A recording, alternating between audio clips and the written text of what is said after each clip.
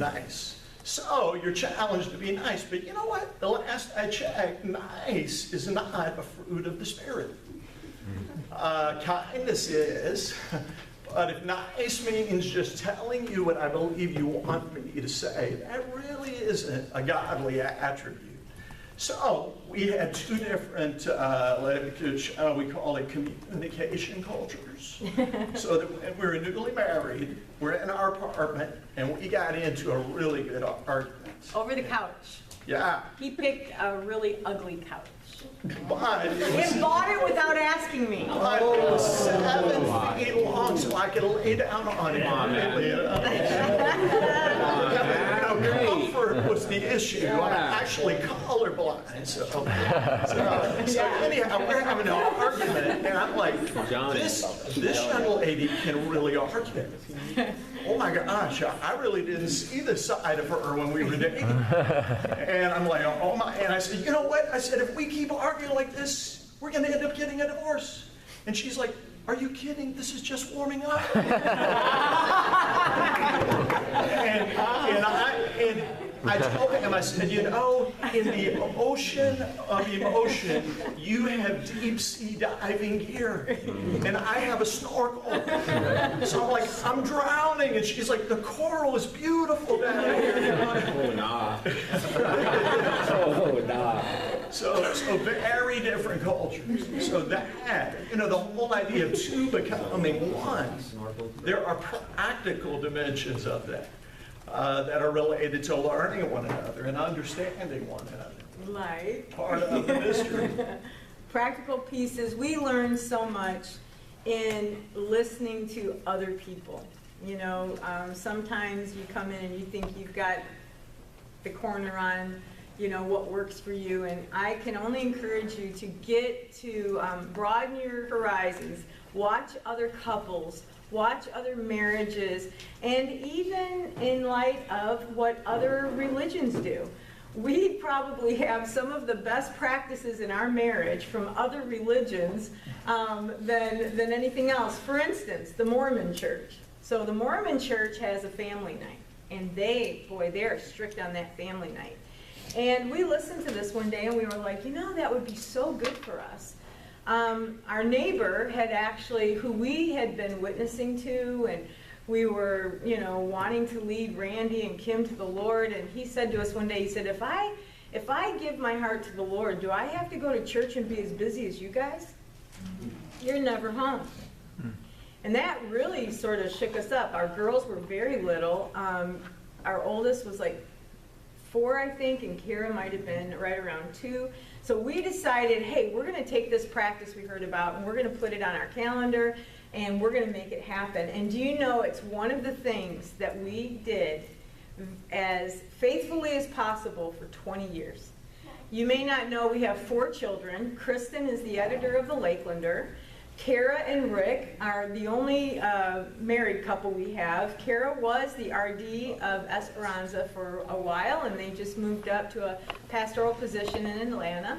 And then we have Rob, who we call our practical theology grad with a camera in his hand, and he is in Nashville. And then our youngest daughter's Candace, who's still here finishing up her senior year, works at Portico, and is the owner of Nook Bakery. She's a phenomenal baker. And so we have these 4 kids, and we had them involved with us. We have this team mentality about church and ministry and doing it. It's not just Dad's job, but it's something we all participated in. It was a team effort. And so we needed a Monday night. When we got into the senior pastorate in Boston, we put it on the church calendar. It was also the church's responsibility to have a family night.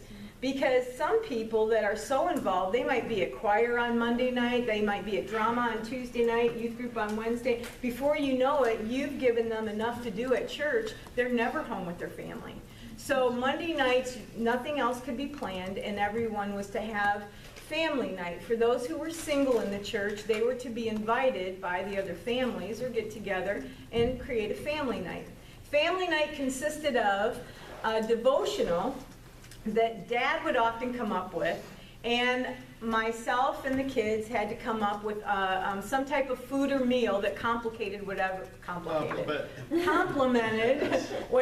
the devotional was. So when they were really young, for an example, one night we did Jesus walking on the water in the storm, and he had Kara on the chair, and she's one of the disciples, and she's in the boat. The chair became the boat in the storm, and Christy, if you know Christy, she's Jesus. She's always Jesus, you know. And so we had fish sticks that night for dinner. We keep it simple. When they were a little bit older, we had one of our most enjoyable, memorable nights. We called it "Don't Fudge with the Judge." Don't fudge with the judge. So all 4 kids were born at this point. Candace was about 3 years old or so. And we had Don't Fudge with the Judge. The whole night was made up of different chocolates and stuff like that. And Dad comes home, he brings home his big black baptismal robe that he used then. He had a gavel in his office, so he brought that home. We set him up with the table, and he's the judge, and I'm the prosecuting attorney, and I stand there, and I'm reading off all the things that the kids have done wrong and the sentences they're going to have. And they're all put in the witness stand. Yeah, and they started off laughing. They ended up bawling their eyeballs out. They were so scared.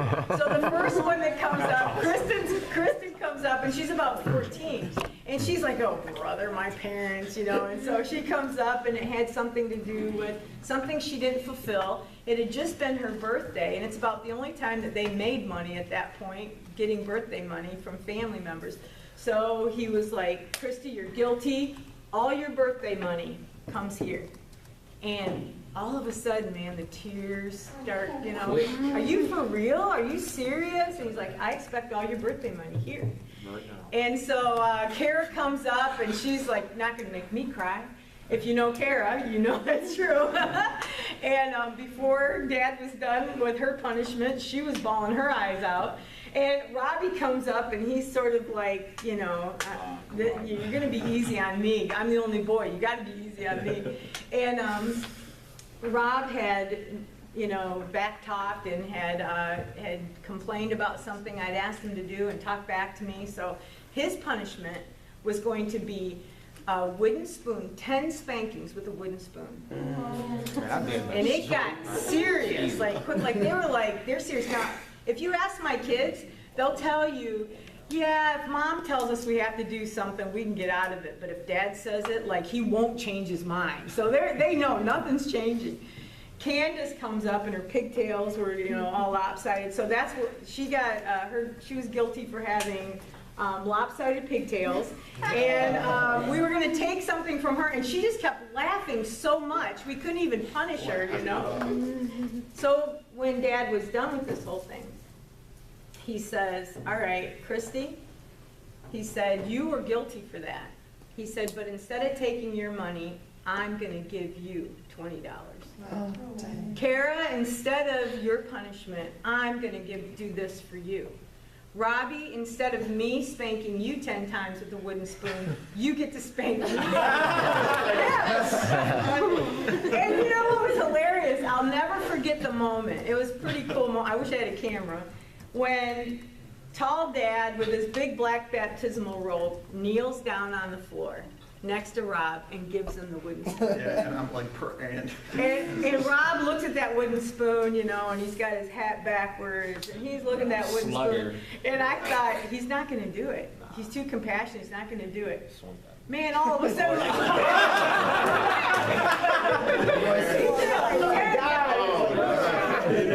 and don't fudge with the judge. It was an amazing night of teaching grace. Yeah, so, you know, those kind of things, you know, we went through all the different stages of video cameras, you know, camcorders. So when the kids were really little, the camcorders were like this big. You know, when you would do a kid's musical and your arm is killing you, you know, by the end of it. And they got smaller and smaller. But it's so interesting now. At Christmas time when we're together, the kids love to play those old videos of those family nights and those stories and all that, and I'm sure they remember those better than all the sermons that they heard me preach. True. Do you guys have any questions? Anybody? Related to marriage, ministry, the leadership ministry. aspects of that. Yes. You mentioned the family nights and how you saw that done like in the Mormon religion, but you also mentioned that there were other things that you took from different religions. Are there any other ones? Yes. We studied the, at Easter time, when it got to when the kids were old enough to begin to understand, we would study some of the Jewish religions and the Seder and what each element meant. And so, we weren't too hyper about no Easter bunny, we did that. But the thing that the kids really remember is our time of Seder and just being able to, we created a family night out of it, but we would study each element and really take time with each piece. Yeah, so things like that. And not just other religions, but either other denominations within Christendom. One of the traditions that I was raised with in the Methodist Church was the Advent wreath. So, we would incorporate that and use that and talk about it, do a family devotional time around it. And we'll be honest with you, there were weeks when family devotions just did not go well. It was chaos. One of the kids was out of sorts or this or that, so it did not always flow smoothly. Some weeks were better than others. So we had to roll with it. Then, when the older two kids got a little bit older, we ended up doing 2 separate times because the 14, 15-year-old didn't want to do what we're doing with the 8 or 9-year-old. So we had to switch it up. Conversations were, of course, a bit different, and so we, in trying to be sensitive to that, made sure to make space and gave time to that. Yeah, and part of it too, related to the whole area of marriage and ministry. The scripture tells us that there really is one of the places that we prove ourselves when it comes to qualification for ministry is in our family life. The scripture says, if you are not able to look after your own household, how do you look after the household of God? Now, what that does not mean is that we never have a child who rebels or who goes through crisis or whatever. No, that's not what that means. But it means that you're devoted to your family. That you are shepherding them. Years ago, we loved to go to old little bookstores, and we were at one in New England. And we pulled out a book, I believe you might have found it, and we pulled out a book that the title was so intriguing. The title was Marriage to a Difficult Man, The Uncommon Union of Jonathan and Sarah Edwards. I believe the author was Elizabeth Dodds. We took that book, we read through that thing, we marked it up. It described how Jonathan Edwards led his family like a pastor. It got into all these different details of how they taught their kids, how they trained them, the investment. Some of them you may even have a little bit of difficulty with. Like whenever Edwards punished his kids, he would also banish them from his presence for a period of time.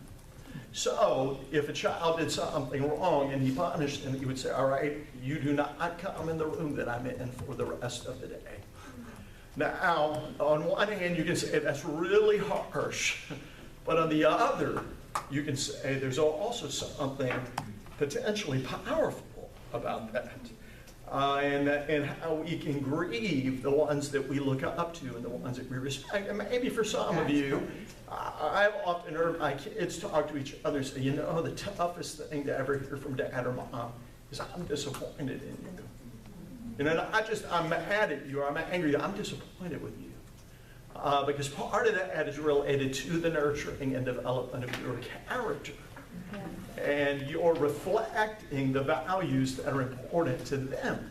So there's a grieving. And I even believe that the Bible talks about godly sorrow that leads to repentance. That sorrow where we feel like, Lord, I've grieved you somehow in the way I've lived or the way I've reacted. There's a grieving, and it's a healthy thing.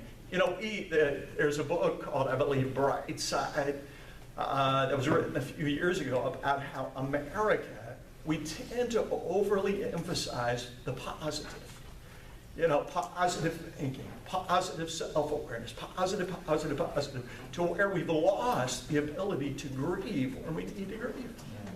or to feel the things that would naturally make us sad for a period of time, or to feel remorse for what we've done. No, I'm not going to, and we've developed a language. I'm not going to go there. Well, probably when we say I'm not going to go there a lot, we may need to go right there. So in marriage and ministry, part of the opportunity is learning to understand one another so that you're able to balance one another. There are 3 words that have meant a lot to us in marriage, and they don't sound very spiritual, but they really are. One is balance. Balance. The difference is in how you're wired. They can serve to balance one another. Some of you probably heard me tell the story of when Kara was like 4 years old. I'm driving in the car with her one day, her blonde hair, blue eyes. She's looking out the window and she's quiet. And with Kara, that was a rare moment when she was 4 years old. And it hit me, I thought, I wonder what she's thinking about. I said, Kara, I said, what are you thinking about right now? And she said, I'm thinking that you're handsome. Oh my God. Oh, the car off the road. And she just said it so clearly. I'm thinking that you're handsome. And so we've teased about that over the years, you know. And even when she went to college, I checked in on her at the end of the texting or whatever. I'd say, hey, what are you thinking about right now? That's handsome, you know. So when Robbie was about 5 years old, I'm driving in the car with Rob. And Rob's sort of looking out the window. He's quiet, which was more of a normal experience with Robbie. You know, he's looking out the window. And it hit me what Kara had said. And I became incredibly curious to ask Robbie what he was. So I said, Rob. And he goes, uh-uh. And I said, what are you thinking about right now? He said, nothing. And I said, Rob, I know you're thinking about like Batman or football or something. I know you're thinking about. I said, what are you thinking about? He said, nothing. And it hit me in that moment that men have a mental gear that women do not have called neutral. Take note, ladies. Neutral. Write that down. And initially I thought, all right, I better be careful because I don't want to generalize womanhood, you know, and it's the thing I haven't figured out. And I mentioned it to Pam, and we've talked about it over the years, but she said, oh yeah, she said, because you know, like if I've had a tense discussion with somebody, afterwards I'm having a conversation with myself, like I should have said this or I said that. I said, well, we don't do that usually. She said, is that why you guys can like channel surf forever and never landed on any, I said, yeah. Or get in an argument and it's time to go to bed and you hear them snoring, you know, and you're just laying there so mad and upset. Yeah. Right. So, part of it, balance. The differences can help to balance one another. Then, the second word is bend. Bend. Choose your battles wisely. Too many, you ever been with a couple and the wife's, you know, telling a story about, yeah, you know, last month we were over at this restaurant and he said, oh, it wasn't that restaurant, it was this other restaurant. No, no, I'm saying, and it has nothing to do with the point of the story. But we get into these little silly things, and the dynamic is this. Several years ago, we began to notice that there is something about the will of a man and the way of a woman. And I just began to notice this in our relationship, that often I was very oriented toward matters of will and volition. And that Pamela was very oriented toward matters of understanding and even the emotional component of life. The way we did. Here's an example. I would be upset with my son. And I would say, when that boy gets home, I'm having a talk with him. And Pamela would say, but what are you going to say? And when are you going and how are you going to say it? I don't care, I'm just going to say it. I've got to deal with this. But don't you know, it's the way you say it that's going to influence it the most. So we began to notice this more and more, and we began to talk to others. And for ladies, the volitional will means I'm going to do this just because I think this needs to be done. or because I want this to be done, or because I want them to know that I want this to be done. I'm boss. And for us ladies, to us, we